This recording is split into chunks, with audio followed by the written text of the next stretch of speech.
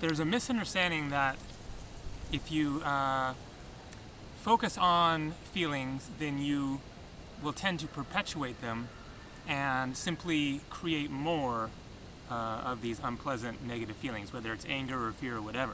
And this is actually not accurate, because the feeling body doesn't really want to be angry or fearful or sad. These are, unpleasant, generally difficult, sensations, but they are simply a natural response of the emotional body. The emotional body wants to get back to its basic fundamental nature, which is of just pure beingness, just pure feeling. Emotion is simply a expression of the feeling body in reaction to life's various circumstances. And so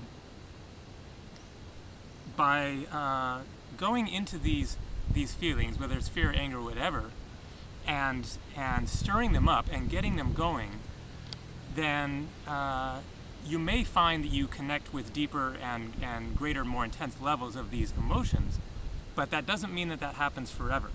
It isn't that you're now on a path of fear, now that you're leaping into your feelings of fear within, and that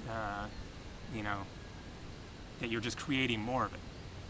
That is untrue in my understanding. Instead, it is that we just have these multi-layers of denied, repressed emotions within us, and when we tap into them, then we tend to bring those up more, and so we can go through periods of very intense tapping into of this kind of energy.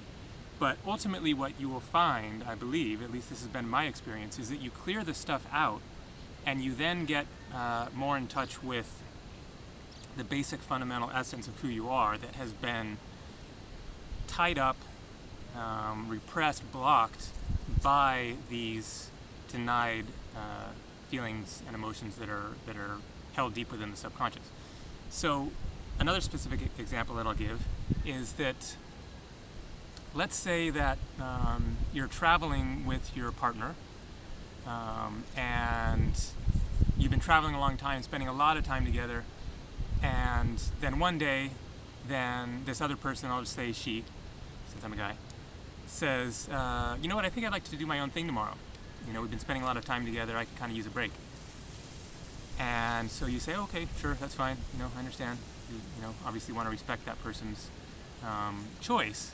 But then after they've, taken off and they're off on their adventure for the day, you weren't quite there, wanting to be on your own. Maybe this brings up a bunch of fears for you of, what was the deal with that? Were they being completely honest that they just wanted a break for a day, or are they actually kind of maybe, not feeling this relationship anymore and need some time out to take a second look, and is it possible that I'm about to, lose this relationship, or, is there something deeper that I've been overlooking, etc. So, just this circumstance brings up all this stuff that you then start thinking about. So you have a choice in terms of how you're going to deal with this. And for the most part, people will usually find a way to distract themselves from this and just go off and find something to do other than to think about all this stuff. Who knows, maybe you're ready for a break too, but I'm saying, if it's a circumstance where it brings up a lot of fears for you. So the question is how best to deal with this.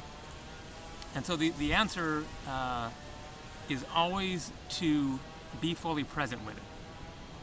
So find a way to acknowledge and fully embrace everything that you're feeling, and all of the various outcomes that you may be thinking about, like, okay, am I gonna, be on my own pretty soon, or are we about to get in a fight, or, these aren't things that have happened. These are things that you're projecting from a place of fear. And so instead of finding a way to distract yourself, find a way to fully leap into all this stuff. And that very well could mean going and meditating, going on a walk in the woods and just playing all these various scenarios out in your mind, and maybe going on a run, but with the intention of, I'm going to tackle this stuff. So, what exactly you do doesn't necessarily matter. But certainly meditation is a good one. Just going, somewhere,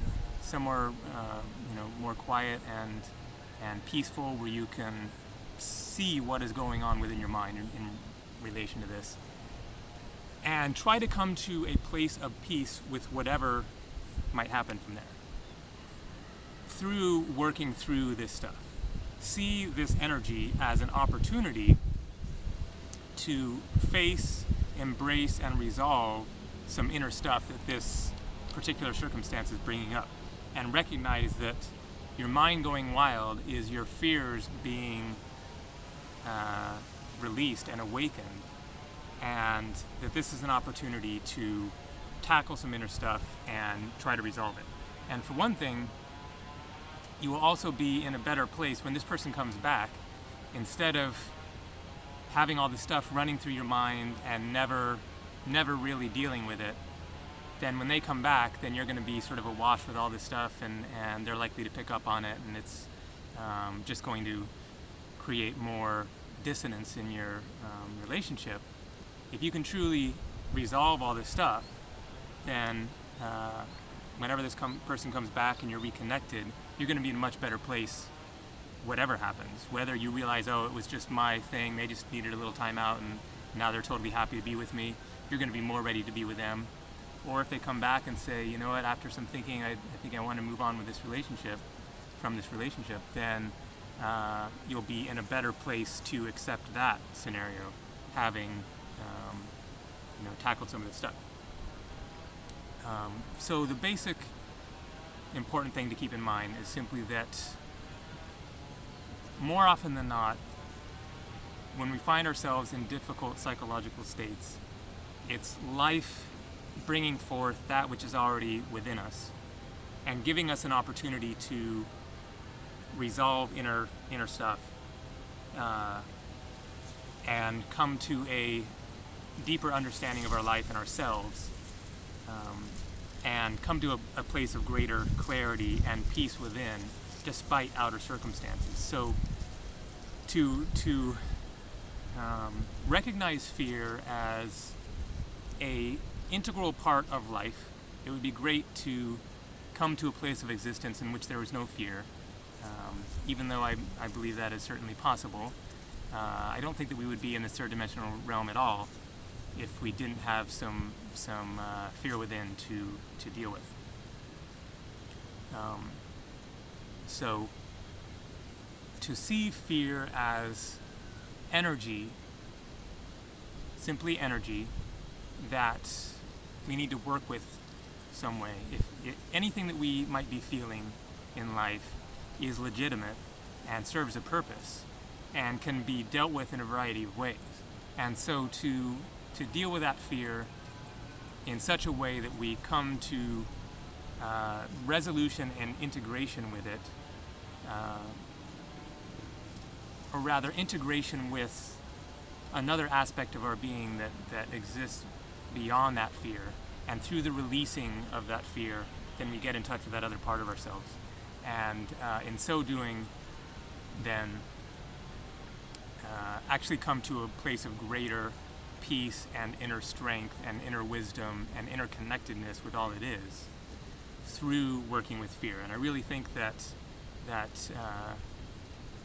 working with fear is one of the most important things, is bringing it forth, stirring it up, getting it going, connecting with that energy, and getting it moving. And it is in the moving of the energy that we actually release it and truly get beyond it and come to a place of less fear through working through it. All right, take care. Thanks for watching.